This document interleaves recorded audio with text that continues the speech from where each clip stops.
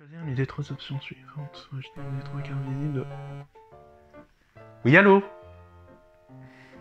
Non, mais je vous arrête tout de suite, je suis pas intéressé.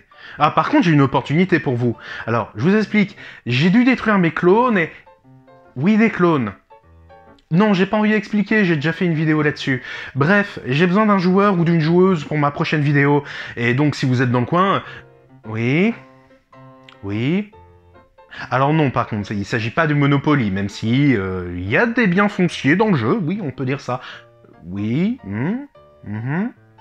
Alors non, par contre, rien d'aussi cruel que de mettre la banqueroute à ses adversaires. Ici, en fait, la condition de victoire, elle est pas liée à l'argent, mais au bonheur de ses habitants. Alors vous comprenez que... Allô? Allô?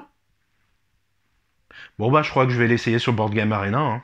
Et salut à tous et bienvenue à ce nouveau Cantu Review. Aujourd'hui j'aimerais vous parler de Happy City, un jeu qui a été créé par Toshiki et Eru Sato, illustré par Makoto Takami et distribué chez Cocktail Games. Il s'agit d'un jeu de cartes pour 2 à 5 joueurs, à partir de 10 ans pour des parties d'environ 30 minutes. Et la première chose que je peux vous dire sur ce jeu c'est « Mais qu'est-ce qu'il est mignon !» Non mais sérieusement, regardez-moi ces cartes, regardez-moi ces petits bâtiments tout mignons, c'est coloré, c'est beau, c'est fantaisiste. Il y a même des références à la pop culture. Pour être très honnête, c'est rare que j'achète un jeu uniquement sur le visuel. Mais la première fois que j'ai vu ces cartes, je peux vous dire que j'avais déjà hâte qu'ils sortent en magasin. C'est simple, si vous devez choisir entre ce qui est le plus mignon, entre ce jeu et un chat, bah faut pas déconner, c'est quand même le chat. On parle mignon, on parle chat. Mais vous vous posez la question. Mais le visuel ne fait pas tout. Et même au niveau du gameplay, on est sur quelque chose qui est à la fois assez simple, mais qui a de bons traits stratégiques. Le but pour chaque joueur et joueuse va être de construire sa propre ville et d'y accueillir le plus d'habitants, mais surtout d'avoir les infrastructures nécessaires pour leur bonheur. C'est représenté sur les cartes par 2 icônes, les bonhommes pour les habitants et les cœurs pour leur bonheur. Et c'est ces 2 icônes qui vont vous permettre de gagner des points de victoire en fin de partie, et non pas la richesse que vous allez accumuler. Mais bon, trêve de blabla, on n'est pas dans un conseil municipal, je vous montre ça directement sur la table. Je vous ai fait une mise en place de début de partie. Vous avez ici les 3 pioches, dans laquelle vous allez trouver des bâtiments des moins chers aux plus onéreux. Dans la zone centrale ici, vous allez pouvoir mettre jusque 3 bâtiments, et au bout de chacune des lignes, vous allez avoir la défausse de la pioche correspondante. En haut de cet espace, vous trouvez les bâtiments d'habitation et en bas, les bâtiments spéciaux. Pour les tirer au hasard, rien de plus simple. En début de partie, dans la pioche, vous prenez le nombre de joueurs plus 2 cartes. Enfin, le ou la première joueuse prend la carte Prums et tout le monde prend une carte Happy Market et 2 pièces d'argent. Bon, d'accord, on dit que l'argent ne fait pas le bonheur, mais ce n'est pas la félicité seule qui va permettre de poser les fondations du prochain centre commercial de Cantipolis. Oui, Cantipolis. Je vous ai fait ici une mise en place un petit peu plus avancée dans la partie. La première action que tous les joueurs vont faire simultanément est la phase de revenu. Pour ça, vous faites la somme des nombres inscrits dans les pièces en bas de certaines cartes de votre ville pour savoir le nombre de pièces d'argent que vous avez le droit de récupérer. Ici, 3. Ensuite, on va commencer par le ou la première joueuse qui va faire le reste des actions de son tour, puis au joueur suivant, etc. jusqu'à faire le tour de table. La première action de disponible est simple, elle est de défausser l'une des cartes de l'espace central, comme ici. Je la mets alors en bout de ligne, face cachée, parce que les défausses ne sont pas consultables par les joueurs et les joueuses. Cette action va surtout permettre de faire de la place pour la deuxième action, qui est de re-remplir l'espace central de cartes disponibles jusqu'à en avoir 3, comme ici. À savoir que si jamais je dois piocher plus d'une carte, je peux choisir des pioches différentes pour chacune des cartes que je dois piocher. Alors, je comprends que pour l'instant, vous ne voyez pas trop l'intérêt de cette action, à part juste de faire de la place pour des cartes plus puissantes. Mais ne vous en faites pas. Le temps que je vous explique le reste des actions et que je construise l'hôpital de Cantipolis pour pouvoir tester votre vue, et vous allez tout de suite y voir plus clair. La prochaine action est au choix selon les propositions suivantes.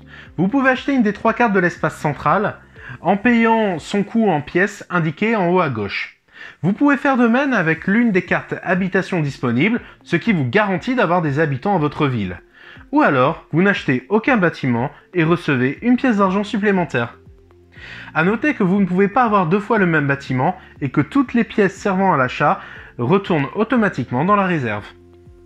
Enfin, en dernière action, vous pouvez prendre l'un des bâtiments spéciaux si vous remplissez la condition de celle-ci. Il s'agit d'avoir dans sa ville un certain nombre de bâtiments dans les couleurs demandées en haut à gauche de la carte. Attention, vous ne pouvez avoir qu'un seul bâtiment spécial dans votre ville. Et c'est là que la gestion des 3 piles en début de tour est importante. En effet, au dos de chacune des piles, vous pouvez avoir une idée de la présence plus ou moins forte de telle ou telle couleur de bâtiment, par rapport à la hauteur de chacun des bâtiments de la couleur associée.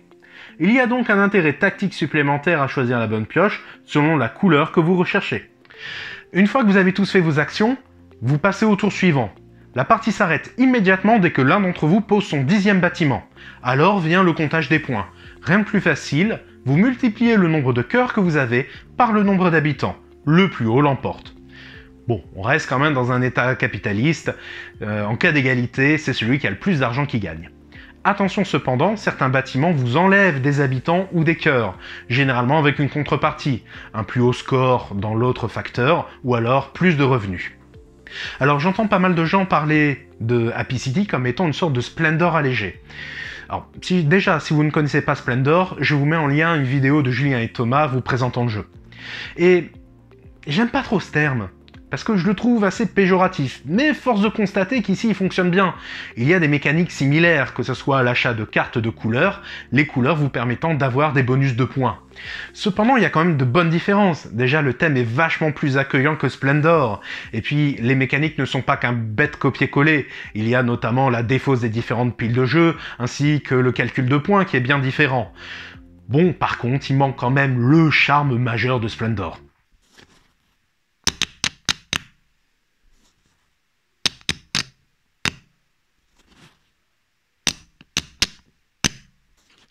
Vous l'aurez compris, je vous conseille très fortement Happy City. C'est un excellent jeu, que ce soit pour faire un début ou fin de soirée entre habitués, ou alors pour initier de nouveaux joueurs aux jeux de cartes modernes, c'est un excellent choix.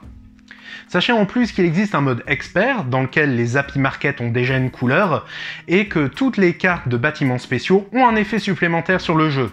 Enfin, si jamais vous voulez faire jouer les plus jeunes, sachez qu'il y a une variante de la règle où il suffit juste d'additionner les différentes icônes pour avoir ces points de victoire. Et est-ce que je vous ai dit qu'il était mignon comme jeu? Alors, petit avertissement, j'ai aussi entendu dire que s'il y a des experts ou expertes parmi vous, le jeu pouvait très vite lasser. Je n'ai pas eu l'expérience moi-même encore, mais je préférais quand même vous prévenir, donc pensez peut-être à espacer vos parties ou à le réserver si vous voulez initier de nouvelles personnes. Enfin, sachez que le jeu est disponible sur Board Game Arena si jamais vous voulez l'essayer. Et voilà, c'était Happy City. J'espère que la vidéo vous a plu. Si c'est le cas, n'hésitez pas durant votre tour de jeu en action gratuite de la liker, de la commenter en nous disant par exemple quel est le nom de votre ville, mais surtout de la partager autour de vous et de vous abonner à la page Jupito Games. Vous trouverez le jeu pour une quinzaine d'euros à votre crèmerie ludique habituelle, ou alors avec le lien Philibert qu'on vous met comme d'habitude en description. Voilà, quant à moi, écoutez, je vais essayer de voir si je peux pas mettre un igloo à Cantipolis, parce qu'avec l'été qui redevient chaud, ça risque de servir. Allez, salut à tous.